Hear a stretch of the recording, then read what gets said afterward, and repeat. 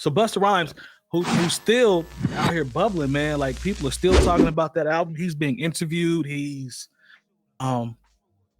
he's just dropping all types of merch. Like the wave is still going for the album. Side note, I've listened to it some more. There's some really good stuff on this project, man. But I still stand on my stance of there's probably about 5 or 6 joints, maybe 7 joints too much. So I don't know. But either way. Did anybody else, especially you guys who are been in studios and producers, like when I listened to it again, I was like, I felt like the mix was off. And I'm thinking, why is this so loud? And why is this? I just felt like something was off in the way, being around you guys and being around Joey French's and Mac Wolf's. Like I felt like when I was like, I feel like there was something that was off with the mixing on this album. There are a couple of joints. I will say this though. I will say this about it. Depending on the speakers that you listening to that project on, it sounds different. That's fair. So like I listened to it in like one car, and I listened to it in another car that had better speakers, and it sounded completely different. Then I listened to it in headphones, and it sounded. I haven't listened to it too. enough to make that determination. But when I did listen to it, it sounded fine to me. But again, I've only ran it like once. There's a joint, the joint that has the purge horn. I think Swiss Beats produced. It's like the same first song. First or second, after the intro, they got the same Swiss Beats drum pattern he's been using since like 2009. Like that joint is the mixing on that one sounds. He's been using that pattern since '98. Oh, excuse me, I'm sorry, I was off. But the mixing on that one, I think it's purposely though. I don't know if the vocals were pulled back some for a certain reason to put an effect on it. But to Jay Moore's point, if you listen to it in certain areas, I can see where you say that. But if you listen to it in a good car system, like Terry said, like that shit jump out this slap. But there was the joint on Hip Hop DX where they talked about Busta Rhymes, and he said he compared rappers with ghostwriters to Lance Armstrong using steroids. He said the way he was raised, number one, you could never be classified as top 10, top 5, or top anything if you had assistance with your pen. That's what he told the Drink Champs crew. You know, that interview was damn near 4 hours. He said, period, you automatically disqualified. He said, I don't give a fuck how great you think you are. That don't make you, he said, it doesn't make you any less of a dope MC. No, it doesn't. He said, you can still be dope. Niggas are still more than capable. That's why I brought it up. He said people are still more than capable of writing their own shit, but they have to stick to the script and really write their own shit. So, Lone, I'm coming to you first. What bothers you about that line? He said that doesn't make you any less of a dope MC because you get assistance writing. I would say it doesn't make you any less of an artist. It definitely makes you less of an MC because MCing is part of the writing aspect. Like if you don't write your shit, can you really be classified as an MC? You might be a rapper. I don't know. That's the part I would disagree with, though. Okay, that's all I got to say. That's it. Everything else I agree with Busta on. Yeah. Okay, but that one line, Jay Diff, how do you feel about that? Can you still be, can you be considered dope? A little bit of the steroids. Yeah, I mean, steroids is considered dope, so I guess so. Well played. Well played. Twist. But plot twist. But I mean, it's a cheat code technically. But the only people that aren't going to give you a piece are people like us, though. You know what I'm saying? It's people like us, people that have a different type of concept of what an MC is, what it means to make music. We listen different. The majority of people could care less. Like these young cats, they don't care who's writing these raps. I would agree. They just want something that they can turn up to and have fun with, and such is gonna win this award and that award and that award any damn way. So it's gonna go down in history as this was the greatest whatever at that time or now or period based off of that. Now there's gonna be an asterisk next to that person's name from cats like us who know that such and such wasn't writing their lyrics or their not producing their beats. I mean, there's all kind of cheat codes out here going on, and Busta's right, but at the same time, unfortunately, we're in the minority in that when that's brought up. Think about the think if there was an award for Grammys or whatever that's like best MC, right? And you go up there and on the ballot is Drake and Black Thought and Quentin Miller. Who's winning? You know, like who wins that? You know what I mean? Yeah, you already know. If Drake wins, then you should have an issue with that. You know what I mean? That's for MC purposes. But if you're going to talk about full blatant like artist and artistry and artist and, you know, entertainer, I think those are just different things. Drake is an incredible artist. He's an incredible artist. Be clear. And that's not and that's not saying that he doesn't write some of his stuff.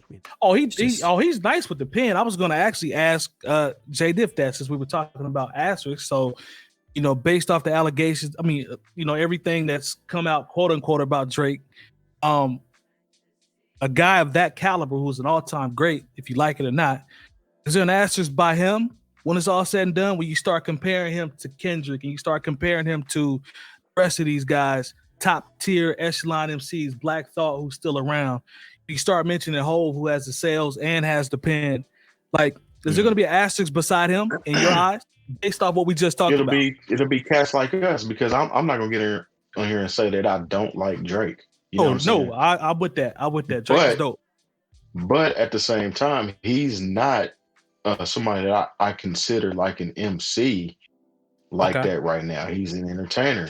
You know, at his early career, like Drake, when he So Far Gone and Comeback Season, those are more closer to MC Drake. You see when Drake has his MC moments here and there, but other than that, nah. I mean, Drake's Drake. You know what I'm saying? He's definitely gonna have that mark by him, considering like us. You know what I'm saying? Us and people like us who listen to music the same way as us. So there's that.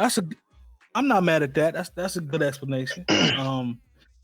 More, what do you think about the concept? Is it steroids? Is it assistance? Can you still be great without it? Considered a great MC without it? Or with it, I should say. With it. I do still think you can be great without it. I know it doesn't sound like the most hip hop opinion, but I do think so. I mean, and first of all, we need to get out of this mode like this is something that's just very new or recent. And even we're talking about the 90s recent, like some of y'all would be very disappointed if you found out how much LL Cool J wrote for, you know, a particular legendary group. And that's how that same legendary group wrote one of another legendary group's maybe one of their biggest hits. You know, there are levels to this, y'all. All right, wait. Hold on one second. Hold on, wait. So be clear, we're talking about at least what I'm talking about, just so I know, so we on the same page. I'm talking about the act. What Busta was talking about is the actual bars. I'm not talking about the record. I'm talking about the bars, the verses that the artist is rapping. Those are two different things. I'm talking about that too. Look, you know what? It's not like we got political connects like that. No. LL wrote some joints for Run DMC, trying to punch their stuff up, and Run DMC wrote, like when you do your Googles and do a little research and figure out what it is, Run DMC wrote Paul Revere for the Beastie Boys. That's just it. It is what it is. You know, and like, so we can't act like this is new. Does that make those records any less to us in the culture? Absolutely not. You know, I mean, but the Beastie Boys, I'm put extras on it, but I don't think that's the thing about that is it's hip hop. Because think about Whitney Houston didn't write none of her songs, and she's going to learn the whole thing. That's different though. Michael Jackson didn't write "I Want You Back." She had a voice. The only thing about singers though, singers are able to have a unique voice that only they can do and only they can carry. So with singers, it's a little more accepted. With rappers or MCs, if you've had a song or two that you've gotten some cliff notes or some help with or some assistance, that's one thing, versus your whole career it's pretty much somebody else. You pretty much Milli Vanilli your whole shit. You ever seen Beyonce's credits or her albums? The list be like 12 or 13. She don't write shit. At least you okay. I'm Adele. You ever seen the credits for her joints? Well, yeah, that like Beyonce be using a lot of samples on the low, and if whoever was including that sample is also considered a songwriter. That's why you see all the members of Steely Dan on certain shit. You'd be like, wait a minute, Steely Dan wrote this? They sampled it, so they're technically the writers. The only difference I would say is when you talk about Run DMC and you talk about the Beastie Boys, you gave those examples. I think what you're saying is you're actually right. Like what you're saying in terms of a writing standpoint and them, helping to write, like you said, if it's bars, it's the record, whatever. That doesn't diminish those records in the culture. I'm with you there 100%. But I also don't look at Run DMC and the Beastie Boys as upper top tier, all-time top MCs. That's the part I'm talking about. I think that's where the divide is. I don't look at Run and be like, yo, Run in my top 5 lyricists. Never thought about that. Not even close. So it doesn't hurt me when necessarily, if you want to use that term, when you say, yo, LL probably wrote for Run DMC and the Beastie Boys. I'm like, all right, that's what's up. If you told me LL wrote for Hov, I'd be like, wait a minute, what? You see the difference? You see what I'm talking about? Oh no, I certainly see the difference, but just because like if I found out that like somebody was like, hey, maybe if you rhyme this with this, and be like, oh, that's much better. But if I found out there was a whole demo out there of somebody rapping Can I Live? Yeah, I might feel some kind of way. But that's fair. At the same time, it's a weird thing, especially when we're talking about how the public perceives things. It's like, as people who are DJ purists, like they want to have their 1200s and with the needle, and they want to make sure they have the right mixer. Shout out to DJ 𝗡𝗲𝘄, like, because he will do this as on his rider. If he shows up and there's a controller there, he will take his deposit and go home, and there'll be no DJ for the night. But what you got to understand is the people who came to party, they don't care. They don't care if if you got the new Rain turntables that don't even have needles. They don't care if you got the 1200s. They don't care if you got the Pioneers. They came there to have a good time. That's where their perception is. You could get up there and scratch on some belt drive turntables and be doing it for the culture. And I'm not trying to be funny, but nobody's going to care if you don't rock the crowd. But that's part not of being an MC or being a rapper is your ability to move the crowd. Hey, go ahead, Lone. Jump in there. I'm sorry. I mean, I agree with that part of it, but that's just part of it, right, Jay? I mean, part of it is obviously being able to rock the crowd. The other part of it is, what is your lyricism, right? If we're going to talk about emceeing when you're recording records and writing records. And I think when we're talking about performing versus how we're going to label them and judge MCs based upon all the characteristics, I think they absolutely get docked. Okay. Well, and also that's all I would say. This is why rappers are more willing to fight you than R&B singers, because if I tell like this Trey Songz, hey man, that song sucks, it'd be like, I didn't write that shit. You know what I'm saying? But if I tell somebody, if I say, I can't even think, I'm just saying for argument's sake, Joe Budden, I'll be like, hey, that song you wrote sucks. And he's like, hey, that song was about my life and my struggle. And it's real to me. I understand why rappers are extra sensitive about their music, because you're not telling me just this song sucks. You're telling me my life experience sucks. So I understand why it's more personal. Life sucks, B. I mean, as somebody that has written a lot of songs, I can definitely attest to that. Yes. Nicole brings up a really good question in the chat. Would you all feel differently if you were ghostwriters yourselves, like someone that brings your work to life in a way you couldn't? I think it's a different conversation. Yeah, is what I would say. Yeah, I think the conversation is different. Am I getting my publishing?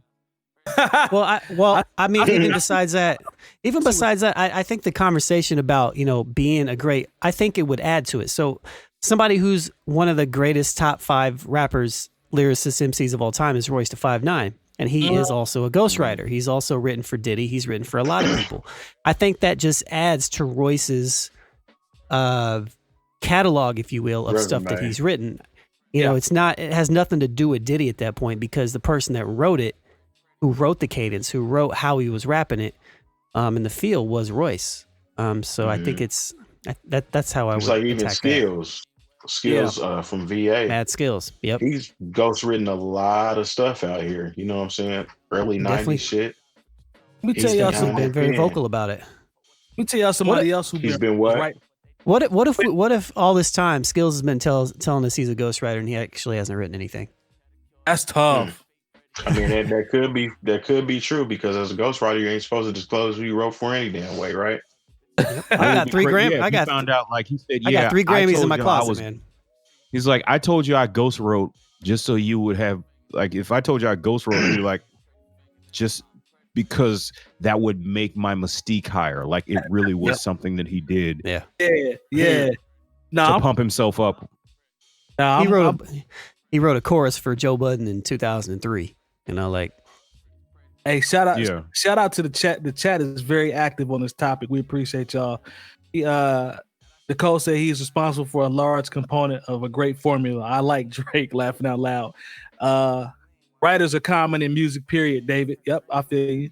Let's see. CAD, shout out to the homie. I didn't know you were in here, bro. My East Coast fam. He said LL wrote MC Light's verse on self-destruction, and I never looked at her the same after that.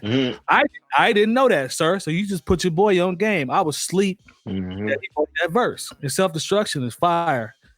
So that's what's up. He said they give Beyonce 3 words to write so she get paid. I mean, it's the truth. Okay. Y'all remember the artist Boss? Y'all remember the female rapper Boss? And more bought it. Yep. And more had it. So I didn't have it. People but I just found remember that everybody found out that she was fake and wasn't writing shit, and that really wasn't her. And she had one album. It was a rap for after that. Yeah, because she wound up, come to find out, she like went to like private school. You would have thought she was like a straight G, and she was at private school. But I just do remember one of my favorite Yo MTV Raps memories is I was hanging out with my buddy B Holcomb, and we were watching that episode, and Fab Five Freddy said, "So, boss, your name, you know, what does that stand for?" And that's my bad Fab Five Freddy impression. And she said, "It stands for bitch on some shit." Yeah, I remember that. Which I thought was pretty hard at the time, but you know, it is what it is. If you've enjoyed this segment of the New Old Heads podcast, make sure to join our live show every Tuesday at 9 p.m. Eastern at twitch.tv/bringingdowntheband, and join our private Discord community with talks on hip hop, music, news, and everything else.